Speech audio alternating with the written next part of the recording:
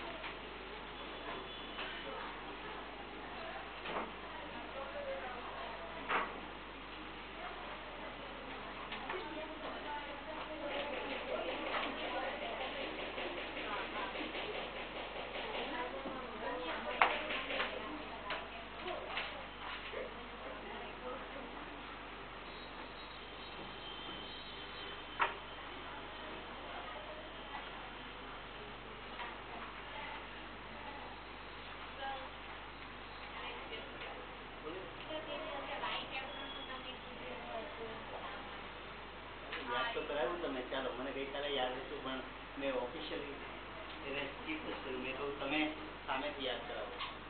હા કોણ લાવ્યું છે જવાબ? શા માટે વાંચે? કોને સર્ચ કર્યું? ઇંગ્લિશમાં જ આવે ને હવે.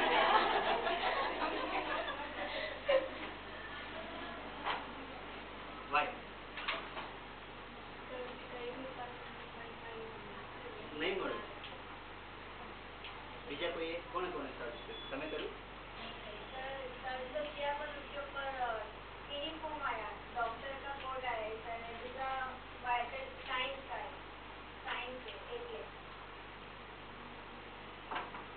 ઓકે બીજા કોઈ સર્ચ કર્યું?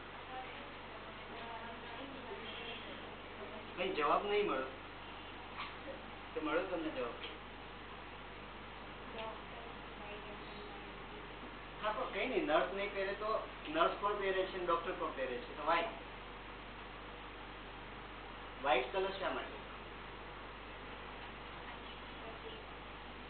શાંતિ માટે. ઓકે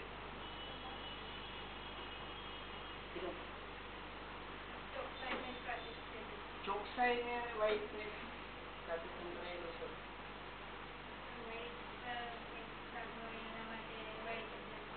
વ્હાઈટ પર ડાર્ક ના હોય. પ્યોરિટી નું પ્રતીક છે. White is the symbol of purity. Okay પછી બીજું કઈ?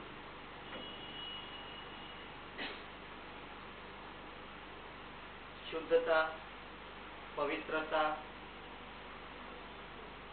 સ્વચ્છતા. વ્હાઈટમાં તમે કહ્યું એમ કોઈ dark science point of view થી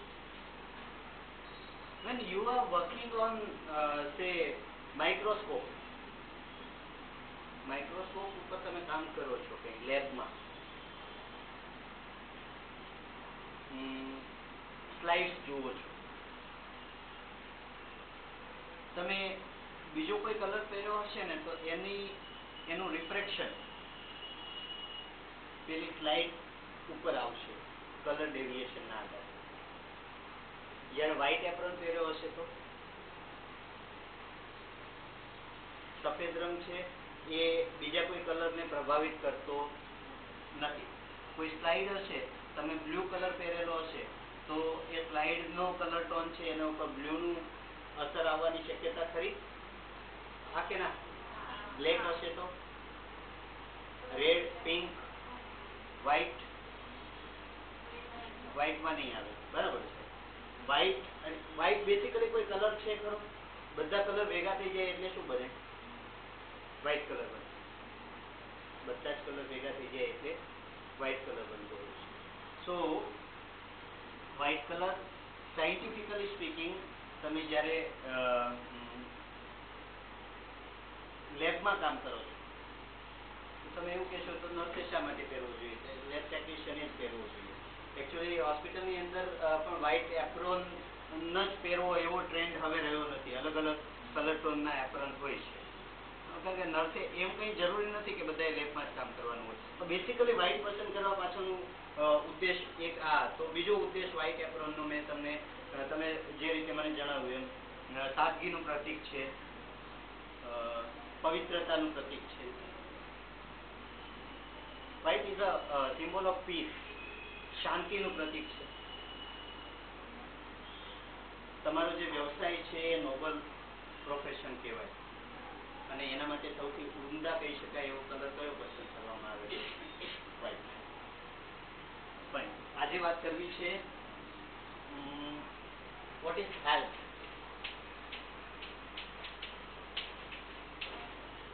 સ્વાસ્થ્ય એટલે શું? આરોગ્ય કોને કહેવાય? હેલ્થની વાત કરીશ એટલે એનું વિરુદ્ધાર્થી હશે ડિઝીઝ અથવા તો સિકનેસ, ઇલનેસ આવશે, માંદગી. Health is what? WHO ની ડેફિનેશન વાંચી છે ક્યારે હેલ્થની?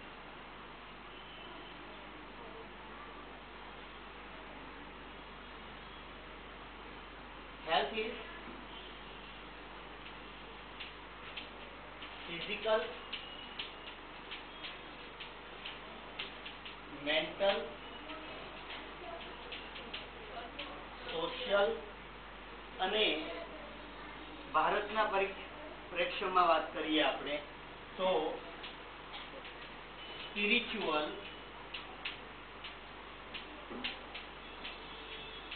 વેલનેસ એન્ડ merely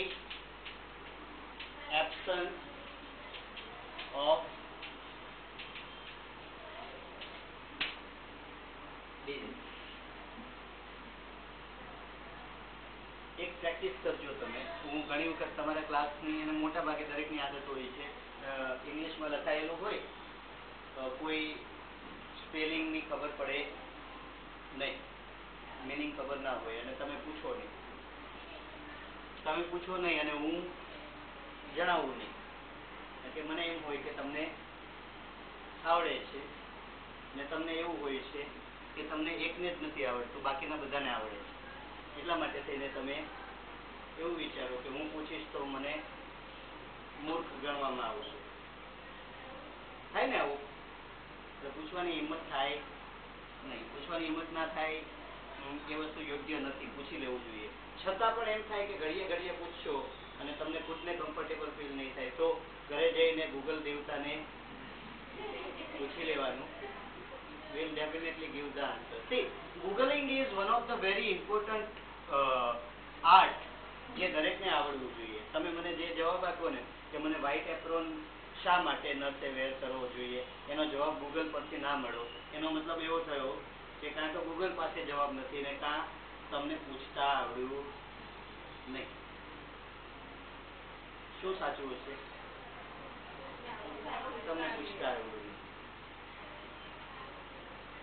ભગવાનને પ્રસન્ન કરવા હોય તો અગરબત્તી કરવી પડે, દીવો કરવો પડે. એમ તમારે ગૂગલને પ્રસન્ન કરવું હોય તો તમારો એક્ઝેક્ટ ક્વેશ્ચન શું છે એ અલગ એંગલથી તમારે પૂછવું પડે and you will definitely get the answer. But શું થાય છે કે ઘણી વખત આપણને પ્રોપર ગૂગલિંગ કરતા નથી આવડતું, એના કારણે થઈને યોગ્ય આન્સર નહીં મળે. ભળતું જ ઘણી વખત આવી જાય. ગૂગલનો અને અત્યારનો જે ટેકનોલોજીનો ટ્રેન્ડ છે ને એનો જો ફાયદો ગણો તો ફાયદો એ છે કે બધી પ્રશ્નો, બધા ક્વેશ્ચન્સ છે એનો જવાબ મળશે તમને. એનો સૌથી મોટો ગેરફાયદો એક મને જે દેખાય છે એ છે ઓવરફ્લો ઓફ ધ ઇન્ફોર્મેશન. તમે પૂછ્યું છે એક અને એટલી બધી ઇન્ફોર્મેશન આવી જાય, એમાંની મોટા ભાગની ઇન્ફોર્મેશન નોન રિલેવન્ટ હોય. એટલે પછી હવે તકલીફ એ થાય કે સાચી ઇન્ફોર્મેશન કઈ છે એ પસંદ કરવામાં તકલીફ થઈ જાય. એટલે તમે ધીમે ધીમે ગૂગલ કરશો પછી તમને આઈડિયા આવશે જે સોર્સથી ઇન્ફોર્મેશન આવી છે. દાખલા તરીકે હું મારી વેબસાઇટ પર કોઈ ખોટી માહિતી નાખી દઉં ને તો પણ ગૂગલ તો બતાવશે. જ્યારે તમે સર્ચ કરશો ત્યારે ગૂગલ એ બતાવશે. દાખલા તરીકે હું એવું લખું કે nursing is the worst profession. Nursing એક સૌથી ખરાબ વ્યવસાય છે. આવું કોઈ જગ્યાએ મેં કોઈ જગ્યાએ બ્લોગ લખ્યો કે મેં કોઈ જગ્યાએ વેબસાઇટની અંદર ઇન્ફોર્મેશન મૂકી દીધી અને તમે નર્સિંગ કેવો પ્રોફેશન છે એવો ક્વેશ્ચન મૂક્યો તો એમાં નર્સિંગ ઇઝ ધ નોબેલ પ્રોફેશનનો સર્ચ પણ મળશે, નર્સિંગના ફાયદાઓ પણ મળશે, સાથે સાથે તમને આ વાંચવા મળશે. કારણ કે મારા વિચારો છે જે મેં વેબ પર ઠાલવી દીધેલા છે. એટલે વેબ ઉપર તમને પુષ્કળ માહિતી મળે છે. એટલે તમારે પ્રોબ્લેમ પાછો એ થતો હોય છે કે એમાં સાચી માહિતી કઈ, સાચા જેવી લાગતી માહિતી કઈ અને ખોટી માહિતી કઈ, એને પણ તમારે સેપરેટ કરવું પડશે. સમજો છો હું જે વાત કરું છું એ? તો પ્રોપર ગૂગલિંગ કરશો ને તો આન્સર મળશે. અને બીજું, જે તે વેબસાઇટ પરથી આન્સર મળ્યો છે એ વેબસાઇટ ને એક વખત જોઈ લો, એ ફેથફુલ છે કે નહીં વેબસાઇટ. સમજ પડે છે? મળતું હોય છે. કોઈ પણ ટર્મ તમને નથી ખ્યાલ આવતો, દાખલા તરીકે વેલનેસ. વેલનેસ નો સ્પેલિંગ બરાબર છે કે ડબલ એલ આવે? સિંગલ જ આવશે. What I will do, will go to Google.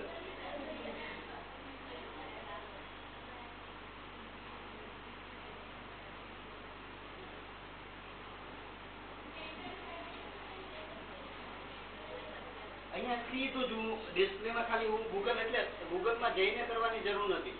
Wellness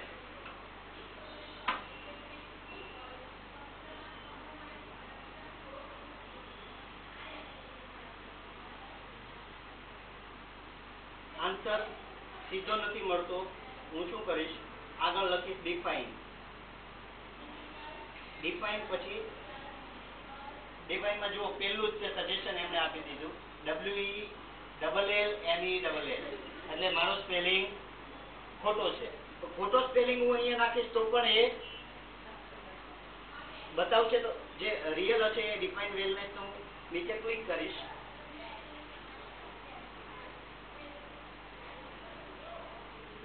wellness એટલે શું એનો જવાબ તમને અહીંયાથી ડેફિનેશનના ફોર્મેટમાં મળી જશે. Okay, then merely define, then MERELY,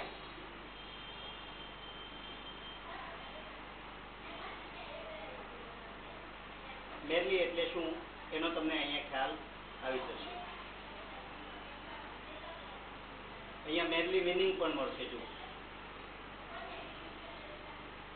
ઉપર જઈને ડાયરેક્ટ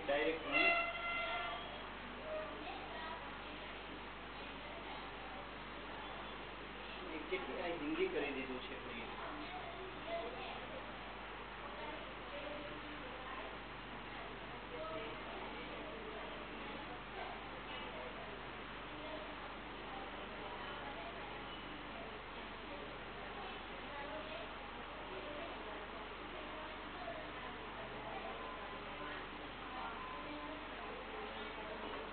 તમને મેરલી નો ડેફિનેશન નથી, હું ડિસ્ક્લોઝ નથી કરતો, જોઈ લો ઘરે ગયા પછી. થોડીક તો ક્યુરિયોસિટી જોઈએ ને.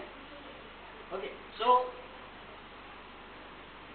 wellness of physical, mental, social and spiritual status and merely absence of, absence એટલે ગેરહાજરી અને disease.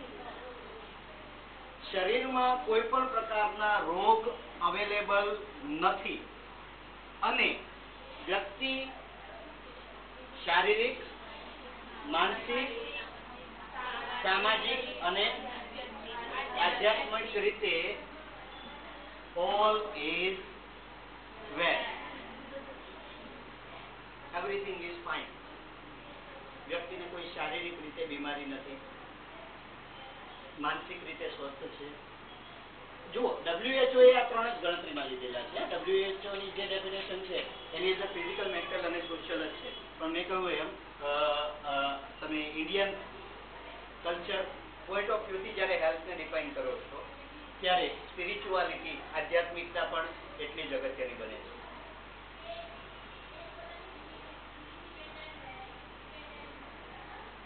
What is disease then? Disease એટલે શું?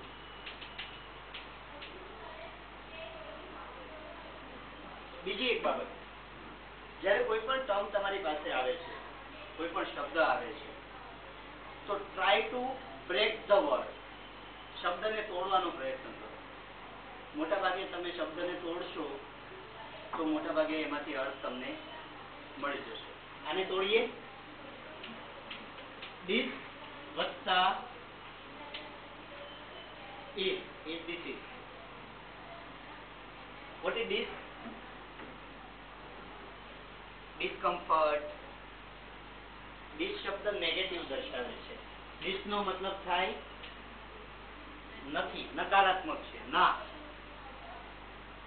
This નો મતલબ શું થાય? ના. Is એટલે easy. Easy નો મતલબ શું થાય?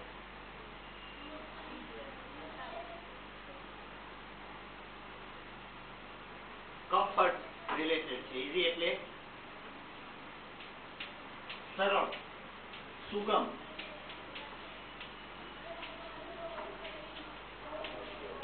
અનુકૂળ. easy એટલે this question is easy એવું કહીએ ને, આ પ્રશ્ન કેવો છે? સરળ છે, કમ્ફર્ટેબલ છે, મજા આવે એવું છે. બરાબર. this is જેમાં તમે અનુકૂળ ફીલ કરતા નથી, સારું લાગતું નથી, કમ્ફર્ટેબલ નથી. something is wrong with the body, then it is disease. simple. disease નથી તો health છે, અને health નથી તો disease છે. disease ની સાથે બીજો એક શબ્દ વાપરશું આપણે, sickness. અને બેસિકલી sickness અને illness માંદગી દર્શાવે છે. the condition of body having disease is known as sickness. એટલે શરીરમાં કોઈક રોગ પ્રવાસી ગયો ત્યારે જે પરિસ્થિતિ ઊભી થાય એને આપણે માંદગી કહેવાય. ટુડે આઈ એમ ડિઝીઝ એવું નહીં કહેવાય. because I have a disease, I am sick. મને રોગ છે એટલે હું માંદો છું. સમજાય છે? ટર્મિનોલોજી સમજો છો તમે? મેલેરિયા છે એ શું છે? ડિઝીઝ છે. અને જેને મેલેરિયા થયો છે એ વ્યક્તિ કેવો ગણાય? એટલે મેલેરિયાની અસરથી જે પરિસ્થિતિ ઊભી થાય એ પરિસ્થિતિને આપણે સિકનેસ કહીએ. સમજે? ડેન્ગી છે, અચ્છા ડાયરિયા છે, તો ડાયરિયા એક ડિઝીઝ કન્ડિશન છે. એ બેસિકલી સિમ્પટમ છે. પણ એવું માનીએ કે ભાઈ ટાઇફોઇડ થયો, તો ટાઇફોઇડ છે એ શું છે? ડિઝીઝ છે. અને ટાઇફોઇડના કારણે શું હોય? તમે સિક લીવ મૂકો તો આજે એવું લખશો કે મને ટાઇફોઇડ થવાના કારણે મારી તબિયત ખરાબ છે, એટલા માટે થઈને મારી રજા મંજૂર કરશો. Then typhoid is a disease અને તબિયત ખરાબ છે મીન્સ આઈ એમ સિક ટુડે અથવા આઈ એમ ઇલ ટુડે. એટલે આ માંદગી દર્શાવે છે. આમાં પર્ટિક્યુલરલી સિકનેસ છે એ સાયકોલોજીકલ કન્ડિશન ને વધારે દર્શાવે. દાખલા તરીકે કોઈ એક વ્યક્તિ એલ ફેલ બોલે છે,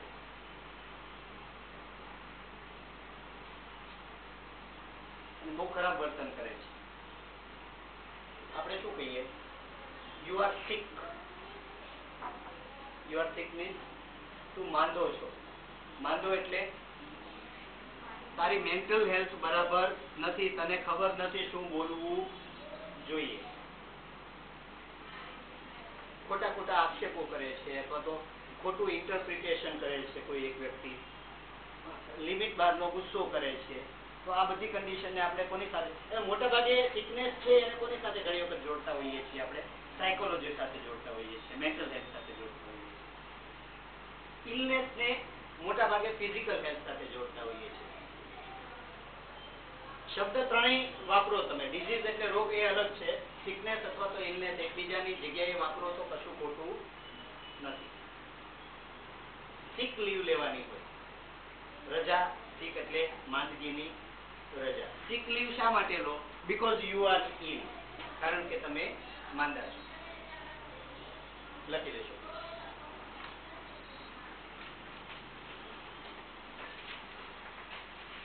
તમે કન્ફ્યુઝ છો કે સમજ પડે છે આમાં? This is simple terminology. હવે આપણે ફિઝિકલ, મેન્ટલ, સોશિયલ અને સ્પિરિચ્યુઅલ હેલ્થ કોને કહેવાય એની ચર્ચા કરીશું.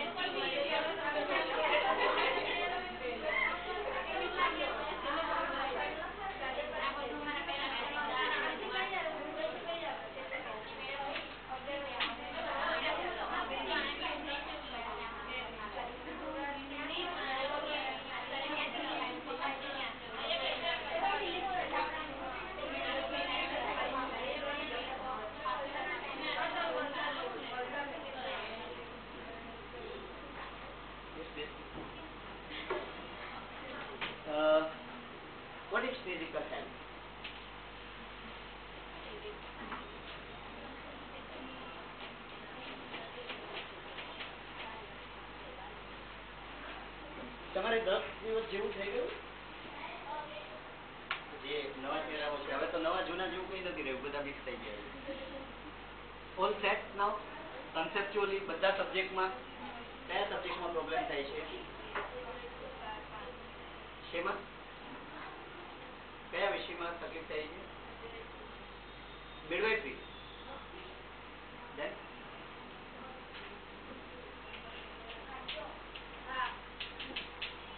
શેમાં? मिडवाइफरी शू प्रॉब्लम है मिडवाइफरी में?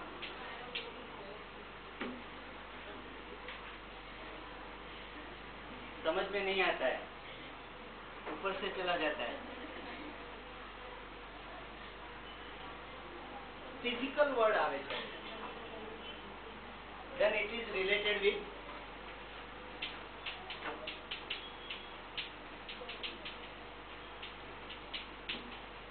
anatomy and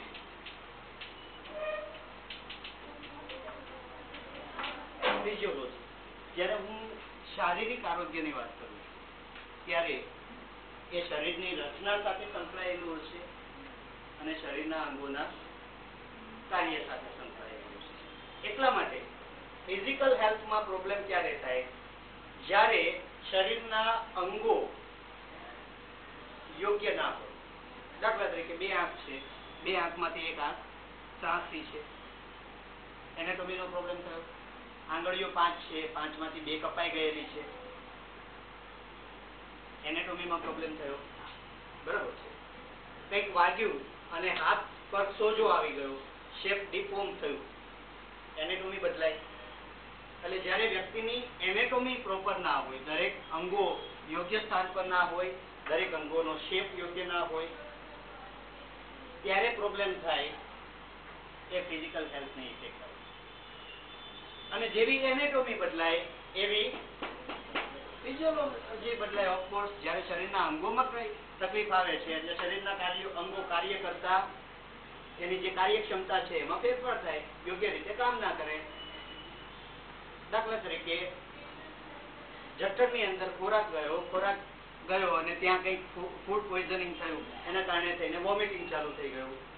બરાબર. ડાયજેશનની પ્રક્રિયા યોગ્ય રીતે થઈ નહીં. ડાયજેશનની પ્રક્રિયા યોગ્ય રીતે ના થઈ મતલબ ફિઝિયોલોજી બરાબર નથી. ફિઝિયોલોજી બરાબર નથી એટલે વોમિટિંગ થયું, ડાયરિયા થયું, ધેન ઇટ ઇઝ ડિઝીઝ. એટલે ફિઝિકલ હેલ્થ એટલે શું? શરીરના અંગોની રચનામાં કશે કંઈ વિક્ષેપ સર્જાય અથવા તો શરીરના અંગો યોગ્ય રીતે કામ ના કરે ત્યારે જે તકલીફ ઊભી થાય એ તકલીફના કારણે ફિઝિકલ હેલ્થ તમારી ડિસ્ટર્બ થાય. તો ફિઝિકલી હેલ્ધી પર્સન કોને કહેવાય? જેને એનાટોમી અને ફિઝિયોલોજી બરાબર છે. આના લક્ષણો કેવા હોય તો? શારીરિક રીતે તંદુરસ્ત વ્યક્તિના સામાન્ય લક્ષણો મારે શોધવા છે. Can you help me please? શારીરિક રીતે સક્ષમ વ્યક્તિ અથવા તો જેનું શારીરિક આરોગ્ય સારું છે એવી વ્યક્તિના લક્ષણો.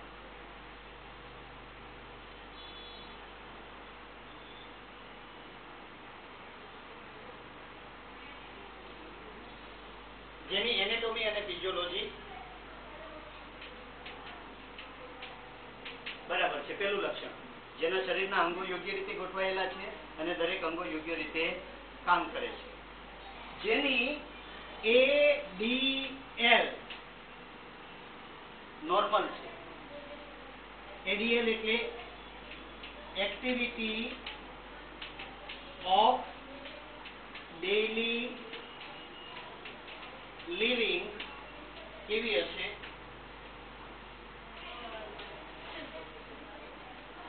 ADL માં શું શું આવે? એક્ટિવિટી એટલે તમારી કામગીરી બધી છે. ડેઇલી લિવિંગ એટલે રોજબરોજની તમારી રોજબરોજની કામગીરીમાં શું આવે છે? સવારે જાગવું, બ્રશ કરવું, નાહવું, નાસ્તો બનાવવો, વોશરૂમ યુઝ કરવું. બરાબર. ધેન ઇન્સ્ટિટ્યૂટ પર આવવું, વાંચવું, લખવું, શાકભાજી લાવવું, ટીવી જોવું,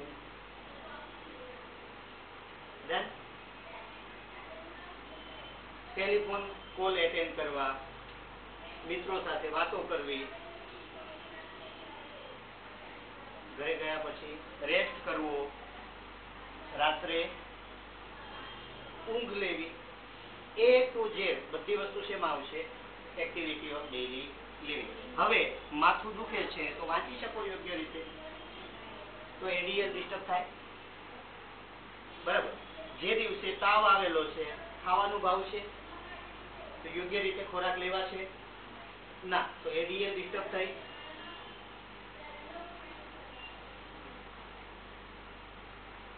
કામનું ટેન્શન આવ્યું, કામનું ટેન્શન આવશે, એ ટેન્શનને લઈ અને એડીએલ ડિસ્ટર્બ થશે. હા કે ના? એટલે જરૂરી નથી કે ફિઝિકલ હેલ્થ જો ડિસ્ટર્બ થાય તો જ એડીએલ ડિસ્ટર્બ થાય. મેન્ટલ હેલ્થના કારણે પણ એડીએલ તો ડિસ્ટર્બ થવાની જ છે. તો મોટા ભાગના કેસમાં જે વ્યક્તિની physical ADL activity of daily living normal છે, એ વ્યક્તિ શારીરિક રીતે સક્ષમ હશે. યોગ્ય ઊંઘ લેવાતી હોય, પાચન ક્રિયા, સ્લીપ અને રેસ્ટ કેવા હોય? નોર્મલ હોય. પછી બીજા કોઈ ROM, રેન્જ ઓફ મૂવમેન્ટ કેવી હોય? What is range of movement? હું આ હાથને આ રીતે આખો ફેરવી શકું, અહીંયા કઈ તકલીફ છે તો અહીંયાથી આગળ વધશે નહીં. મીન્સ હું ફિઝિકલી ફિટ નથી, હું આનાથી ગ્રીપ કરી શકું છું, પકડી શકું છું. પેરેલાઇઝ હશો પકડાશે નહીં, છૂટી જશે. તો મારી રેન્જ ઓફ મૂવમેન્ટ યોગ્ય નથી. કાંડું ઉપર નીચે થઈ શકે, આ ગોળ ગોળ કરી શકે, હાથ જેટલો મૂવ થવાનો હતો એટલો થઈ શકશે. મને પાછળ જોવાનું કહું તો હું આ પાછળ જોઈ શકીશ. અહીંયા અકડ આવી ગઈ હશે તો નહીં થઈ શકે. મીન્સ રેન્જ ઓફ મૂવમેન્ટ એટલે શરીરના અંગોનું જે હલનચલન યોગ્ય પ્રમાણમાં મૂવમેન્ટ જેટલા પ્રમાણમાં થવી જોઈ શકે એ નોર્મલ હોય. પૂરતી ઊંઘ, પૂરતો આરામ લઈ શકે એમ હોય વ્યક્તિ, એની દરેક દૈનિક ક્રિયા કેવી હોય? નોર્મલ હોય. એની સેન્સીસ નોર્મલ હોય. આંખોની ભાષામાં વાત કરું તો હું સ્વસ્થ છું કે માંદો ફિઝિકલી? સોનલબેન, હું, પછી શું નામ બેટા? અર્ચનાબેન, પૂજાબેન, બધા આંખોની રીતે કેવા છીએ? ફિઝિકલી બીમાર છીએ. શા માટે? મારે એક્સ્ટ્રા આંખો જોઈએ છે, મારી દ્રષ્ટિ નોર્મલ નથી. એટલે 5 સેન્સીસ હોય જેને જ્ઞાનેન્દ્રિય કહીએ છીએ આપણે. 5 સેન્સીસ ઓફ ધ બોડી. કહેશો મને જરા કોઈ? કઈ કઈ 5 સેન્સીસ કઈ કઈ?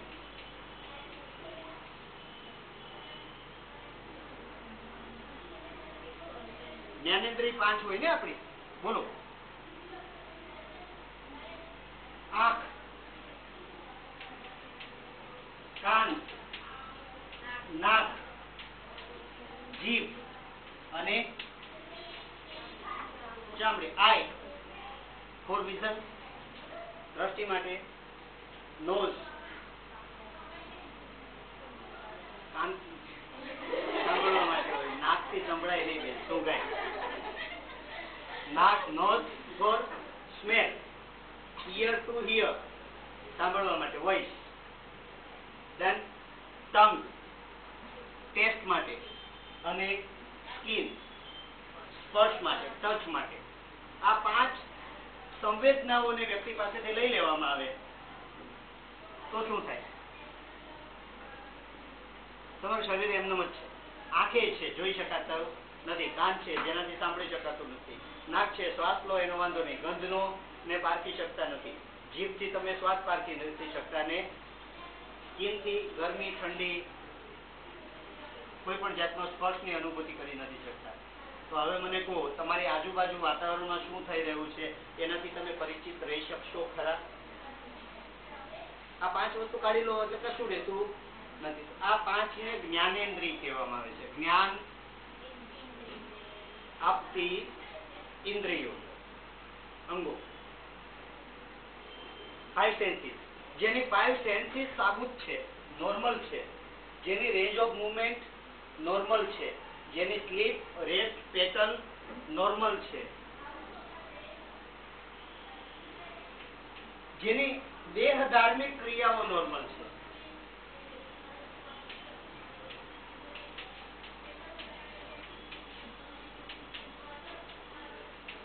દેહ એટલે શરીર, ધર્મ એટલે ધારયતિ ઇતિ ધર્મ, એવું કહેવાય. આપણે ધર્મને આખું રિલિજિયન ના અર્થમાં લઈ લઈએ છીએ. માસિક ને ધર્મ કહેવાય છે. માસિક ધર્મ એવો શબ્દ વાપરીએ છીએ. બહેનો જે મેન્સિસમાં આવે એના માટે શબ્દ શું વાપરીએ આપણે? ધર્મ. ધર્મ અપવિત્ર ના હોય કોઈ દિવસ. પાચન તંત્ર છે, પાચનની પ્રક્રિયા દેહ ધાર્મિક ક્રિયા છે. શરીરને ટકાવી રાખવા, ધારયતિ મતલબ ધારણ કરે તે ધર્મ. શરીરને ટકાવી રાખવા માટે જે જરૂરી છે એ બધું ધર્મ છે. તમારી ધર્મમાં આવશે એ વસ્તુ. દાખલા તરીકે શ્વાસ લેવો એ તમારો ધર્મ છે. એ ધર્મનું પાલન ના થયું એટલે તમારું સરનામું બદલાઈ જાય. નીચેથી સીધું. શ્વસન ધર્મ છે. પાચન, જે ખોરાક લો છો એનું ડાયજેશન ધર્મ છે. પ્રજનન, પ્રજનન ધર્મ છે. એટલે જે વ્યક્તિની દેહ ધાર્મિક ક્રિયાઓ નોર્મલ છે, એટલે કબજિયાત નથી કે ડાયરિયા નથી, પાચન બરાબર થાય છે, એસિડિટી નથી, જે ખાય છે એ યોગ્ય રીતે પચી જાય છે, શ્વાસ લેવામાં કોઈ તકલીફ નથી પડતી, બરાબર. પ્રજનન અંગો યોગ્ય રીતે છે, જાતિ વૃત્તિ નોર્મલ છે. આ દરેક લક્ષણોને તમે જો વ્યવસ્થિત રીતે જુઓ તો આ I think this is the summary. આમાં બધું જ આવી જાય છે. આરોગ્યની દ્રષ્ટિએ, રાધર શારીરિક આરોગ્યની દ્રષ્ટિએ સ્વસ્થ વ્યક્તિના લક્ષણો, જેની activity of daily living normal હોય, જેની સ્લીપિંગ રેસ્ટની પેટર્ન, જાતિ વૃત્તિ, સેક્સ્યુઅલ ડિઝાયર કહીએ આપણે,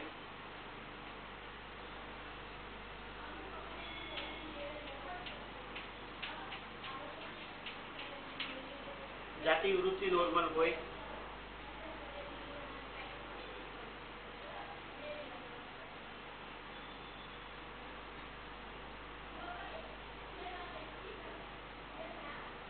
સ્લીપ આવી ગઈ, રેસ્ટ આવી ગયું, સેક્સ્યુઅલ ડિઝાયર આવી ગઈ.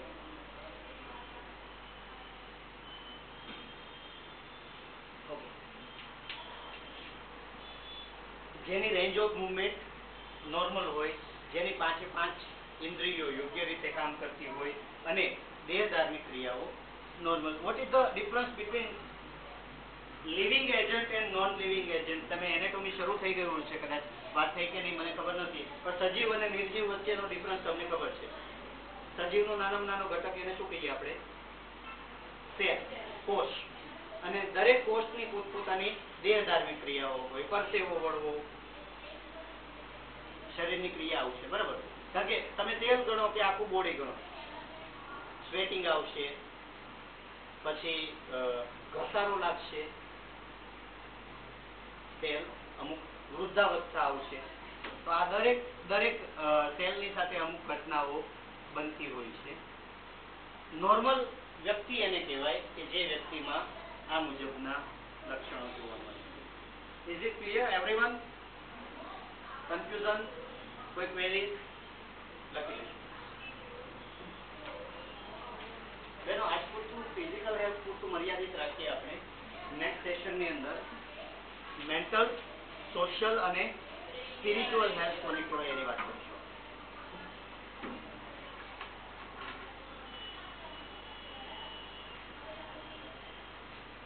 કૃષ્ણબેન, રેકોર્ડિંગ કઈ રીતે લેવું એ સમજાવવાનું છે. તો લખી એને પછી ઉપર આવો તો અને આરતીબેન બે આવો.